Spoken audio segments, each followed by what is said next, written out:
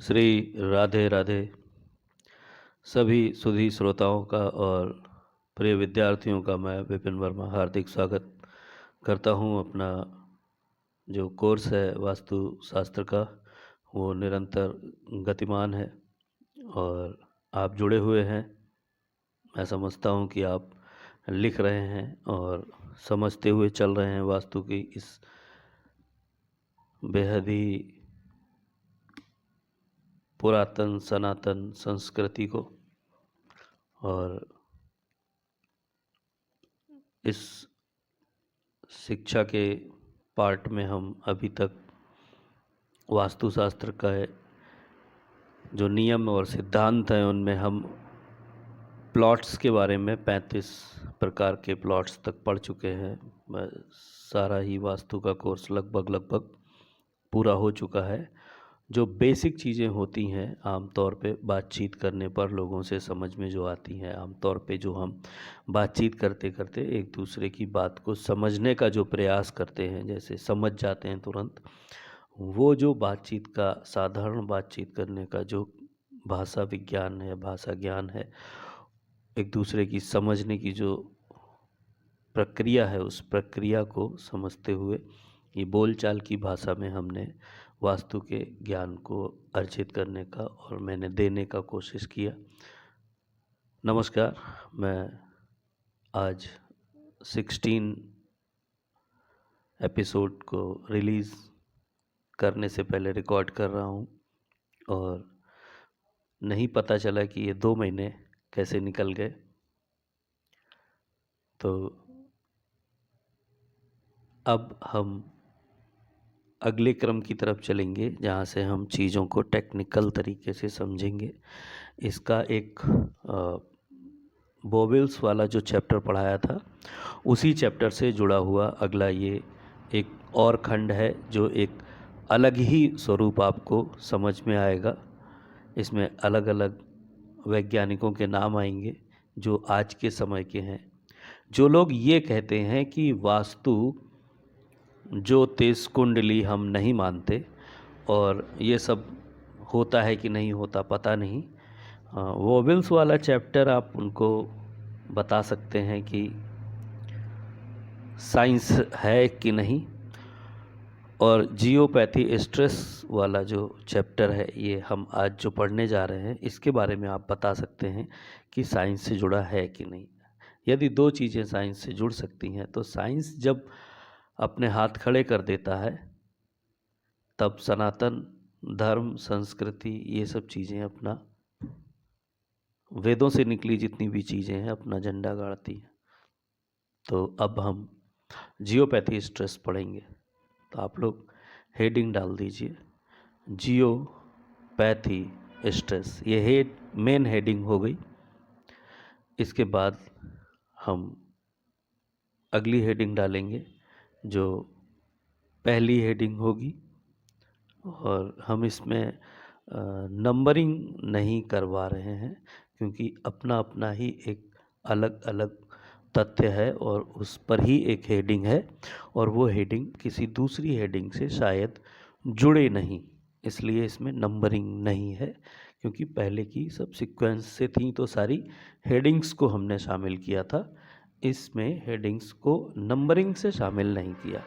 आप डालना चाहें डाल सकते हैं, मेरी तरफ से ना हाँ है ना मना है क्योंकि बाल मन को अध्यापक क्या ही करेगा।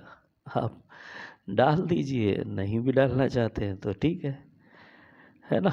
चलिए, तो पहली जो हेडिंग आएगी वो आएगी वास्तु और भूकंप। वास्तु और भूकंप डैश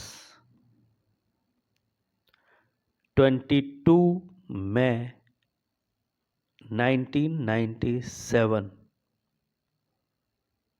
22 मई 1997 को हमारे गुरुदेव श्री गणेश ताम्रकार जी जबलपुर में ही निवास कर रहे थे और तभी उसी रात भूकंप आया था। तब उन्होंने जबलपुर के ज़्यादा भूकंप प्रभावित इलाकों का स्वयं अवलोकन किया और पाया कि खुद उनके घर में, जिसमें वास्तु के लगभग सभी नियम अपनाए गए थे, उसकी ऊपरी छत की एक दीवार में ज़रा सा क्रैक आया था,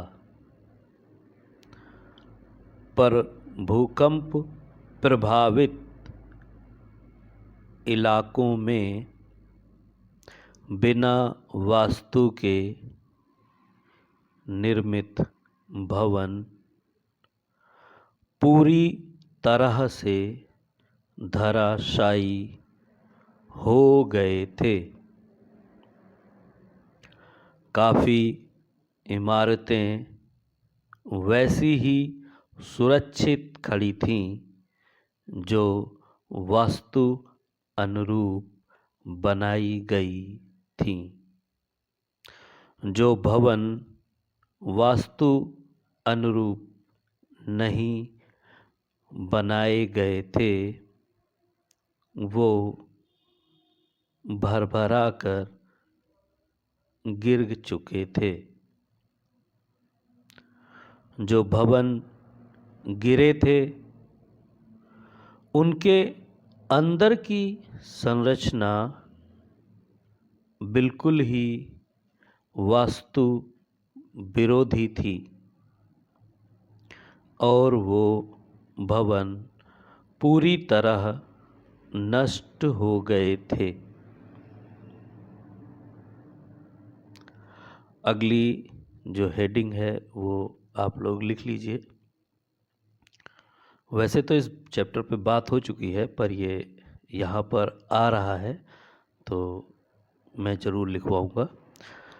कुछ भी छुपाना नहीं है, कुछ भी बचाना नहीं है, क्योंकि देने से बढ़ता है।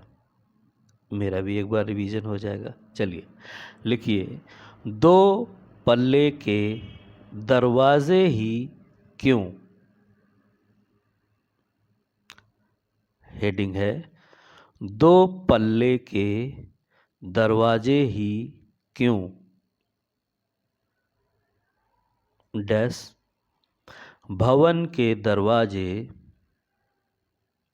सामान्यतः अंदर की ओर ही खुलने चाहिए। जब दरवाजा अंदर की ओर दो पल्लों से खुलता है तो बाहर की हवा अंदर आती है और अंदर की हवा बाहर जाती है।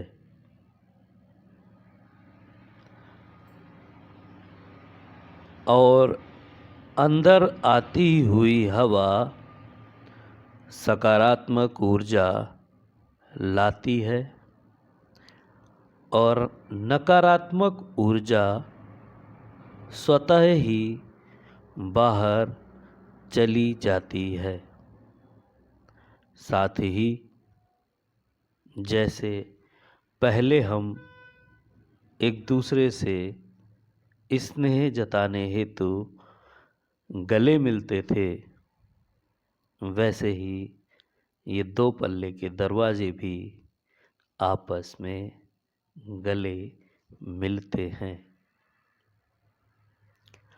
अगली हेडिंग है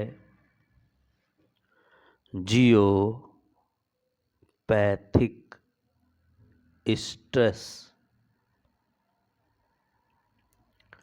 जियोपैथिक स्ट्रेस डैश विज्ञान द्वारा यह स्थापित हुआ है कि पृथ्वी से नकारात्मक और सकारात्मक ऊर्जाएं निकलती रहती हैं, जिन्हें वेव्स कहते हैं।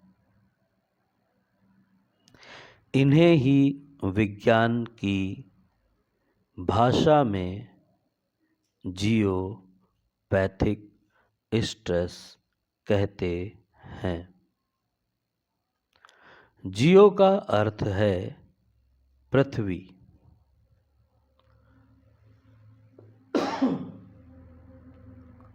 जियो का अर्थ है पृथ्वी, पैथिक का अर्थ है बीमारी।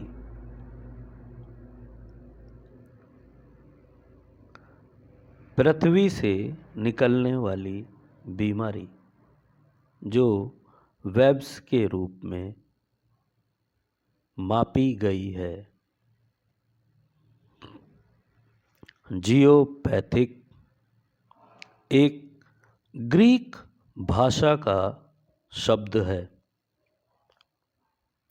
चीन और कई देशों में इस पर कई प्रकार की खोज हुई है और सभी को बताया गया है कि ये हर प्रकार से हानिकारक है।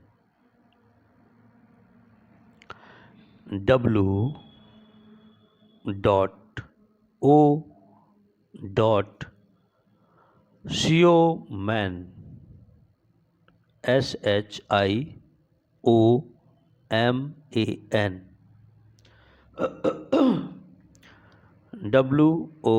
Shioman नामक वैज्ञानिक ने 1952 में 1952 में ये खोज कर जान पाया कि पृथ्वी से निकलने वाली मैग्नेटिक वेव्स की माप 7.82 रीडिंग पर ही स्वस्थ रहती है। इससे अधिक होने पर ही ये हानिकारक है। वास्तु के उपायों को अपनाकर हम पूर्णतया उन नकारात्मक वेव्स से बच सकते हैं। अगली हेडिंग लिख लीजिए, चीनी राजा कुयूं का आदेश। चीनी राजा कुयूं का आदेश डैश चीन के एक राजा जिनका नाम कुयूं था ने अपनी प्रजा के लाभ हेतु एक सख्त नियम निकाला था, जिसमें ये कहा गया था कि किसी भी सूरत में भू राक्षसों से प्रभावित या तनाव देने वाली भूमि पर किसी भी प्रकार का निर्माण सर्वथा वर्जित है। इसी भू राक्षस को विज्ञान में जियोपैथिक वेब्स कहा गया है। जैसे किसी व्यक्ति को लोहे से कट जाने पर या जंग लगे लोहे के संपर्क में आने पर टिटनिस बीमारी होने के पश्चात उसके शरीर में जो वेब्स की वजह से तड़पन होती है और वो शारीरिक रूप से ऐंठता है, तनाव उसकी मांसपेशियों में होता है, वैसी ही स्थिति को आप समझ लें कि भू राक्षस को और प्रेत बाधा को टिटनिस के मरीज के अंदर होती हुई जो विसंगतियां हैं, उनको उस समय पर जो लोग डॉक्टरी सलाह नहीं जहाँ तक पहुँच पाती थी, उन लोगों को लोग भटका देते थे और कहते थे कि इस मनुष्य के अंदर भूत प्रेत राक्षसों वाला प्रभाव है। ज्ञान का अर्जन न होने की वजह से या भाषाओं में भिन्नता होने की वजह से हम जिसे जियोपैथिक वेब्स नहीं कह सके, अपनी भाषा की बोलचाल की भाषा में हमने जिसे भू राक्षस कहा, उसी भूधरा से निकलने वाली वेब्स को इंग्लिश वैज्ञानिकों ने जियोपैथिक स्ट्रेस या वेब्स कहा। तो विज्ञान इसको जियोपैथी वेब्स या स्ट्रेस कहता है। ब्रीफिंग ले लेते हैं क्योंकि सब्जेक्ट थोड़ा भारी है। जियोपैथी स्ट्रेस, वास्तु और भूकंप। देखिए, पृथ्वी जो है वो 24 घंटे में अपना एक चक्कर पूरा करती है और 365 दिन में अपना एक एक चक्कर पूरा करते करते करते करते सूर्य का एक चक्कर पूरा कर लेती है। अब इस पृथ्वी के घूर्णन क्रिया को, मूविंग प्लैनेट है जो, मूविंग को उसकी हम कभी महसूस नहीं कर पाते। एक ज्योतिष में एक सिद्धांत आता है जिसमें हम पृथ्वी को फिक्स मान लेते हैं और सूर्य को मूविंग प्लैनेट मानते हैं। तो पृथ्वी अपनी जगह पर फिक्स मानी गई और सूर्य को मूविंग, तो सूर्य हमको पूरब से पश्चिम रोज जाता हुआ दिखता है और हमने अपनी धरा को फिक्स माना हुआ है। अब सूर्य लगता है कि परिक्रमा कर रहा है, जबकि वास्तविकता में पृथ्वी सूर्य की परिक्रमा कर रही है। अब जियोपैथी स्ट्रेस या भूकंप कहाँ से आता है? जब पृथ्वी घूमती है तो बहुत कुछ कंपन हो रहा है। अगर पृथ्वी के निचले इलाकों में जाके देखेंगे तो वहाँ पर खौलता हुआ गर्म पानी, कहीं लावा, कहीं धातुएं बहुत गर्म निकल रही हैं। रहने योग्य भूमि नहीं है वो। ऐसे ही उत्तरी ध्रुव में चले जाएं, नॉर्थ पोल, वहाँ पर भी हम बस गए हैं। हमने रहना, संसाधन जुटा के रहना वहाँ पर बहुत पहले से स्टार्ट किया हुआ है। पर उसमें भी कुछ ऐसे क्षेत्र हैं जो रहने योग्य नहीं हैं। बहुत से ऐसे टापू हैं जहाँ पर जीवन नहीं जिया जा सकता, पर हम संसाधन नए तकनीक के साथ में पहुँचा रहे हैं और अब वहाँ पर भी रहना पॉसिबल हो रहा है। हम मंगल पर जाने की विचारधारा रख रहे हैं, हम चांद पे ऑलरेडी पहुँच गए हैं।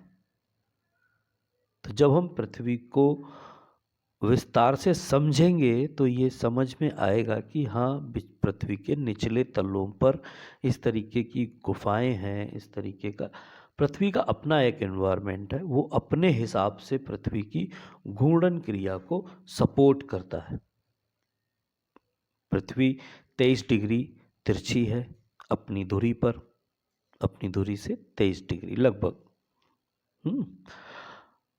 अब फिक्स कह दूंगा तो ये होगा कि लोग आज की रीडिंग में ऐसा है, तो कुछ भी फिक्स नहीं है, क्योंकि मैं साइंस का स्टूडेंट नहीं हूँ या ज्योग्राफी का बहुत अच्छा स्टूडेंट नहीं हूँ। मैंने बस 8th क्लास तक ज्योग्राफी पढ़ी है, तो जो समझता हूँ उसके हिसाब से मैं समझा रहा हूँ। ज़्यादा बेहतर जानकारी के लिए आप स्पेशलिस्ट से भी मिल सकते हैं, मैं कहीं कोई बंदिश नहीं लगा रहा हूँ, पर जो मैं रिलेशन दे रहा हूँ आप उसको पकड़ के चलिए, ठीक है। बाकी आप एक्स्ट्रा जानकारी कहीं से भी ले सकते हैं। तो जो पृथ्वी है वो घूम रही है, बराबर घूम रही है, घूम रही है, तो एक क्रिया हो रही है, अंदर की बहुत सारी चीज़ें बदल रही हैं, मौसम बदल रहे हैं और कंपन जो है वो बराबर मिल रहा है। चाइना ने अभी एक बहुत बड़ा डैम बना दिया है, बहुत सारा पानी वहाँ इकट्ठा हो रहा है, उससे लगभग कुछ समय की जो है वो देरी हो गई है पृथ्वी के घूमने में, और जो स्पीड है वो कुछ स्लो हो गई है। अब गेज और मीटर मुझे नहीं पता है, पर चाल में फ़र्क आया है, पृथ्वी की मूविंग स्लो हुई है। तो जब ये मूविंग होती है तो बहुत कुछ जो हम कभी इमेजिन नहीं कर सकते, जो हम कभी उस बारे में सोचते नहीं हैं, डीप सब्जेक्ट्स को पढ़ा नहीं है, तो इसलिए नहीं आप शायद समझ पाएँ कि पृथ्वी कितनी बड़ी प्रक्रिया कर रही है जब घूम रही है।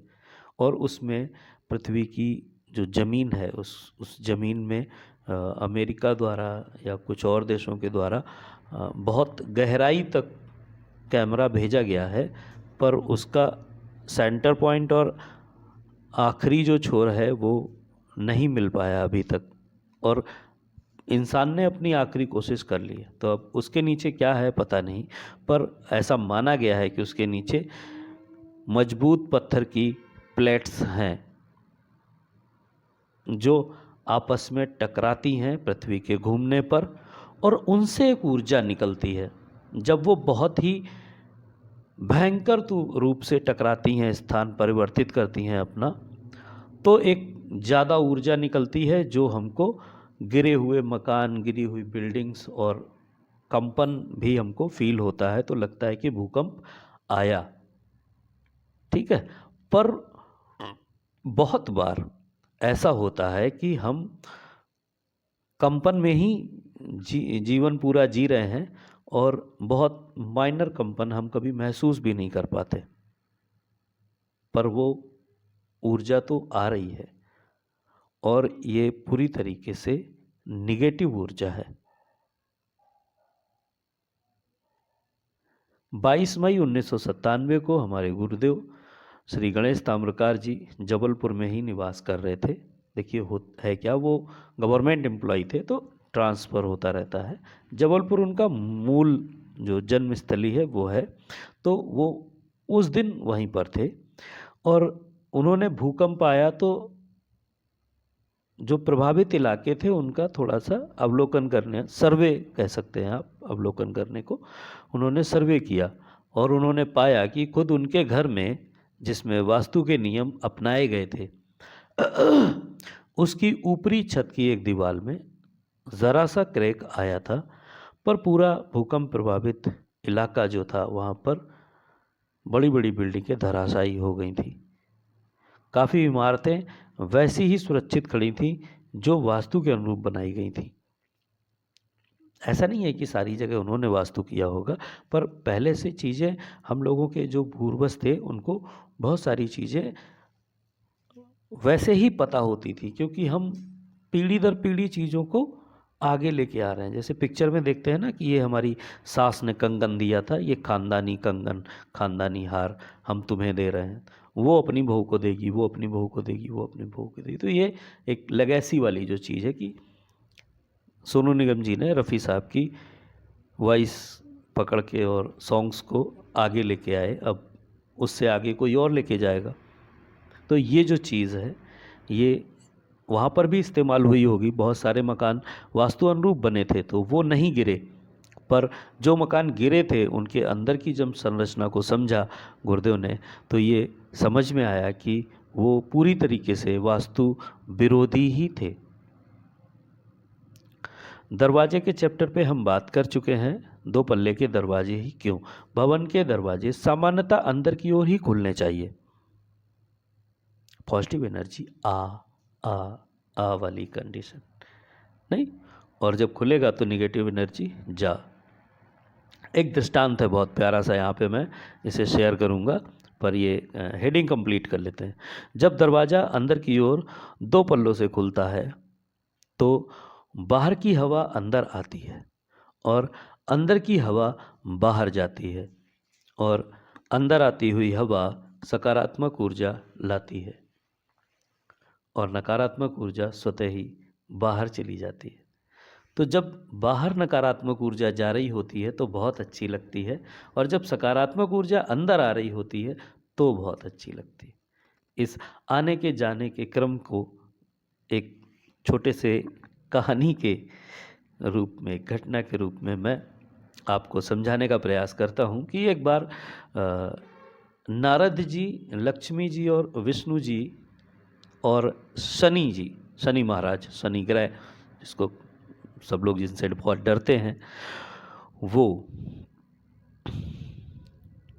बैठे थे बैकुंठ में और बातचीत में चर्चा हो रही थी, सब ठीक चल रहा था। तो शनि महाराज ने पूछा कि मैं आपको अच्छा लगता हूँ? तो उन्होंने कहा, विष्णु जी ने कहा, हाँ आप मुझे बहुत प्रिय हैं, आप मुझे बहुत पसंद आते हैं, क्योंकि आप सृष्टि का काम बहुत ही सुचारू रूप से करते हैं। लोगों के जीवन में जब स्थायित्व और फिक्स जीवन धारा की एक निरंतर गति को मेंटेन करना होता है, उस समय पर आपकी ढैया और आपकी साढ़े साती आती है, जिसको आप सही से जीवन की धारा देने के लिए आप अपना पूर्ण योगदान देते हैं। और ये बात हो ही रही थी तो लक्ष्मी जी ने पूछा कि हाँ ये बात ठीक है, तो अब हमको आप स्नेह नहीं करते हैं? तो उन्होंने कहा, नहीं आपको भी हम स्नेह करते हैं, पर आपका स्नेह दूसरा वाला है और शनि महाराज जी के साथ में जो स्नेह है वो दूसरा वाला है। तो दोनों लोग कंफ्यूज हो गए। तो नारद जी ने कहा कि गुरु महाराज, आप जो है प्रभु इसको सॉल्व करिए, ये गुत्थी आपने जो उलझा दी है भ्रम में, इस भ्रम को क्लियर करिए कि कैसे कैसे ये है कि लक्ष्मी जी, स्नेह स्नेह तो एक ही प्रकार का होता है, पर स्नेह में आप दोनों लोगों से दो प्रकार का स्नेह कैसे करते हैं? बोले देखो ऐसा है, स्नेह मतलब अच्छा लगना, कि कौन हमें कब अच्छा लगता है, कैसे अच्छा लगता है, उसकी क्या प्रक्रिया हो रही होती है जो हमको बहुत अच्छी लगती है। तो बोले ये सिद्ध करिए, हम जानना चाहते हैं कि ये कैसे हो रहा है। तो विष्णु जी ने कहा कि ठीक है। शनि महाराज और लक्ष्मी जी से कहा कि आप दोनों लोग कुछ कदम दूर तक जाइए और वापस आइए। तो दोनों लोग कुछ दूर तक गए और वापस आए। तो उन्होंने कहा देखो ऐसा है, शनि महाराज जाते हुए अच्छे लगते हैं और लक्ष्मी जी आती हुई अच्छी लगती। आनंद आया ना आपको? ये जो चीज़ है इसको समझना ज़रूरी है कि नेगेटिव ऊर्जा जाती हुई अच्छी लगती है। दो पल्ले के दरवाजे जब भी खुलते हैं पॉजिटिव एनर्जी अंदर आती है और नेगेटिव एनर्जी बाहर जाती है। चलिए अगली हेडिंग, जियोपैथी स्ट्रेस। विज्ञान द्वारा सत्यापित हुआ यह पृथ्वी के नकारात्मक और सकारात्मक ऊर्जाएं निकलती हैं। विज्ञान द्वारा सत्यापित हुआ यह कि पृथ्वी से नकारात्मक और सकारात्मक ऊर्जाएं निकलती रहती हैं, जिन्हें वेव्स कहते हैं। इन्हें ही विज्ञान की भाषा में जियोपैथी स्ट्रेस कहते हैं। जियो मतलब पृथ्वी और पैथिक मतलब बीमारी। एक पैथी, एक प्रक्रिया, एक सिम्टम समझ सकते हैं आप। तो पृथ्वी से निकलने वाली जो बीमारी है उसको जियोपैथी कहते हैं। जियोपैथी एक ग्रीक भाषा का शब्द है। चीन और कई देशों में इस पर कई प्रकार की खोज हुई है, जिसमें भूराक्षस बोला गया है और बताया गया है कि ये सर्वथा हानिकारक है। W.O. शियोमैन नामक वैज्ञानिक ने 1952 में यह खोज कर पाया कि पृथ्वी से निकलने वाली मैग्नेटिक वेव्स की माप 7.82 रीडिंग पर ही स्वस्थ रहती है। इससे अधिक होने पर ही ये हानिकारक है। वास्तु के उपायों को अपनाकर हम इनसे बच सकते हैं। रीडिंग मापने की किसी ने मशीन बनाई, उसको और वैज्ञानिकों ने उस समय पर जो जितने भी वैज्ञानिक थे उन्होंने सबने उसको ओके किया कि हाँ ठीक है, ये मशीन इस तरीके से काम करती है, ये प्रक्रिया हम मान्य कर रहे हैं। जब सभी वैज्ञानिकों ने उस पर अपनी सहमति दी तब उस मशीन से उस प्रक्रिया को मापा गया और मापने के बाद जो निकला वो जियोपैथी स्ट्रेस की रीडिंग है 7.82। अगली हेडिंग, चीनी राजा कुयू का आदेश। देखिए बहुत पुरानी जो सभ्यता है वो है चीनी सभ्यता। अब चीनी सभ्यता में एक राजा थे जिनका नाम था कुयू। उन्होंने अपनी प्रजा के लाभ हेतु, देखिए उस समय पर भी कुछ वैज्ञानिक रहे होंगे जिन्होंने, वेद हमारे यहाँ लिखे गए तो दूसरी जगह पे दूसरी तरीके की चीज़ें किताबें लिखी गई, दूसरे तरीके के प्रैक्टिकल्स हुए, उन्होंने कुछ और खोजा। चाइना ने चाय खोजी तो कहीं से जलेबी आई, कहीं से समोसा आया, कहीं से गुलाब आया। गुलाब पहले भारत में नहीं होता था। तो ऐसे ही चीन के जो राजा थे कुयू, उन्होंने अपने समय पर जो उनके यहाँ वैज्ञानिक रहे होंगे, उन्होंने जो खोजा होगा, वैज्ञानिक एक डिजिग्नेशन है, साइंटिस्ट जो साइंस में खोज करे, जो विज्ञान में खोज करे वैज्ञानिक, जो सनातन में खोज करे वो सनातनी। उसको अलग अलग ऋषि मुनि ऐसे नाम दिए गए। तो उनके यहाँ जब खोज हुई तो उन्होंने एक सख्त नियम बनाया जिसमें ये कहा कि किसी भी सूरत में भू राक्षसों से प्रभावित या तनाव देने वाली भूमि पर किसी भी प्रकार का निर्माण सर्वथा वर्जित है। किसी प्रकार का यंत्र तो होगा ना तब उनके पास, उसी से तो उन्होंने भू राक्षस का पता लगाया। अब आज की भाषा में लोग कहेंगे कि जियोपैथी स्ट्रेस को ही हम मानेंगे, भू राक्षस जैसी कोई चीज़ नहीं होती। कैसे उन्होंने ये मापन किया? कोई तो यंत्र रहा होगा।